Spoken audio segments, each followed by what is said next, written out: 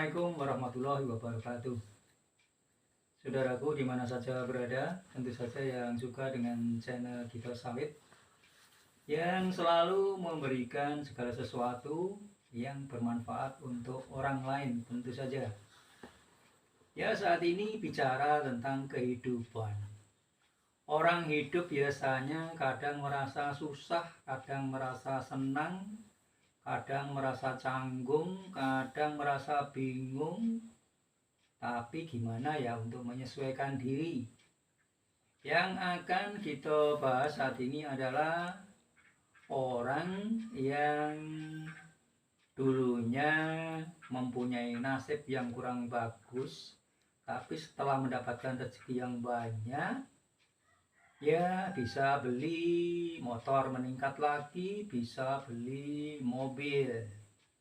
Yang perlu kita perhatikan adalah bagaimana etika seorang yang berada di dalam mobil, tentu saja sopirnya. Ya, kadang-kadang ini jadi pembahasan atau jadi pembahasan di kalangan orang banyak. Saudaraku, sebetulnya kalau kita melihat kepada sesuatu yang merupakan kenyataan, orang yang menjadi pemobil itulah pantas untuk melakukan hal-hal yang positif. Ya, tentu saja yang namanya pemobil ya mengelola perjalanan dengan bagus, dengan APD yang lengkap sehingga menjalankan mobilnya tanpa gangguan kanan dan kiri.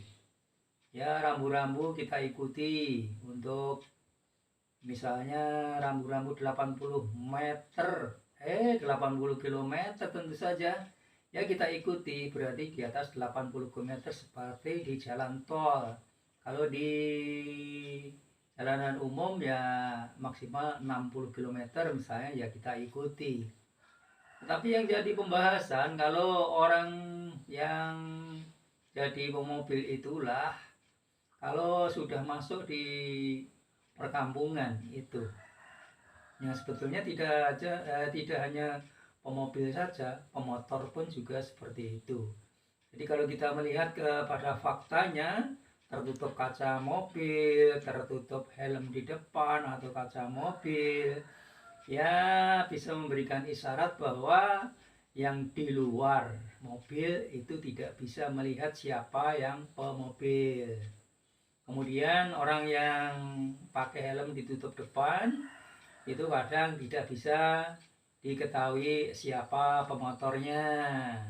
Tapi kalau sudah masuk ke perkampungan seperti yang saya jelaskan tadi, ya perlu lebih berhati-hati karena di lingkungan perkampungan banyak sekali rambu-rambu yang diatur oleh adat. Kesopanan harus melihat kanan kiri, harus tanya jangan sampai lebih dari yang dicari dan sebagainya. Ini perlu diperhatikan. Ya, kalau kita melihat kepada kenyataan, kalau orang itu selalu berada di perkotaan, kadang lupa dengan keadaan di perkampungan yang dimaksud. Kadang-kadang etika tidak diterapkan. Ya, lajunya terlalu cepat, tidak melihat kanan kiri. Padahal yang namanya laju mobil atau laju motor dengan cepat itu memang sudah pasti. Jadi jangan sampai yang di kanan kirinya itu bilang pemobilnya anggo, jangan seperti itu. Pemotornya anggo, padahal kenal pada aku, jangan seperti itu. Karena itu dalam posisi yang jalan besar, jadi harus mengikuti APD di aturan lalu lintas. Ya, sekarang masuk ke perkampungan misalnya.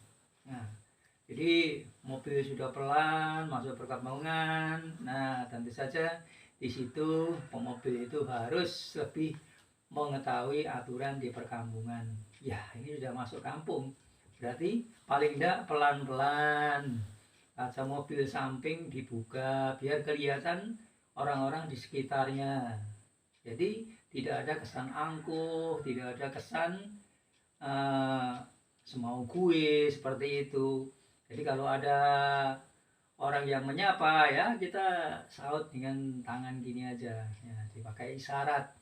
Kemudian kalau memang ada orang memperhatikan, Pak minta tolong misalnya ya, karena di perkampungan ya maklum aja. Jadi pemobil atau pemotor yang masuk ke perkampungan itu harus ya cukup berhati-hati agar tidak dikatakan orang yang angkuh. Sebab yang ada di lingkungan perkampungan itu kadang-kadang teman kita, kadang-kadang orang tua kita yang berpapasan di jalan, kadang-kadang kenalan lama itu di situ. Makanya kalau pemobil atau pemotor itu enggak terlalu cepat, kan kalau ada komunikasi dari yang di luar mobil atau di luar motor itu bisa nyambung. Jadi tidak ada misunderstanding antara keduanya. Jadi kalau kita masukkan ke sini ya tentu saja ya etika antara dua arah. Orang yang jadi warga kampung atau orang yang menjadi pemobil atau pemotor tersebut. Jadi seolah-olah gayung bersambut, etika dijalankan. Lebih-lebih kalau misalnya menanyakan alamat seseorang nanti. Nah, kalau salah menanyanya nanti juga jawabannya akan dikelirukan oleh orang karena udah ada kesan angguh tadi. Ya, misalnya saya nanya Pak, rumah A di mana? Padahal pemobil atau pemotor tadi udah lewat agak jauh sana. Tentu saja kurang berkenan orang yang ditanya tadi karena sudah terlalu jauh. Nah, itu merupakan satu contoh saja. Sebetulnya yang perlu kita garis bawahi adalah seorang pemotor atau seorang pemobil itu perlu mengetahui bagaimana asal usulnya. Ya, kita dari kampung dulu nggak punya apa-apa, kembali ke perkampungan, nanti etika kita gunakan, ketemu dengan orang-orang kampung di situ, ya tegur sapa dengan bagus. Jadi tidak ada kesan wah sekarang sudah menjadi orang kaya lupa sama orang-orang yang seperti ini. Itu jangan sampai terjadi. Sama saja itu adalah merupakan status sosial yang harus kita maklumi bersama. Di dunia memang tidak ada sesuatu yang apa itu istilahnya pasti. Jadi bergantian. Kadang-kadang kita bisa beli mobil nanti dijual, nanti orang lain bisa beli mobil dan sebagainya. Nggak usah ada rasa iri hati dan sebagainya. Nah, kekompakan di antara warga walaupun di perkotaan ataupun di pedesaan adalah sama. Oke, saya memang senang memaparkan hal yang seperti ini karena ini bermanfaat untuk orang lain. Jangan sampai etika yang bagus disalahgunakan untuk hal-hal yang negatif. Oke, kita ketemu lagi di lain kesempatan. Silakan subscribe di channel Vito Sawit tentu saja. Assalamualaikum warahmatullahi wabarakatuh.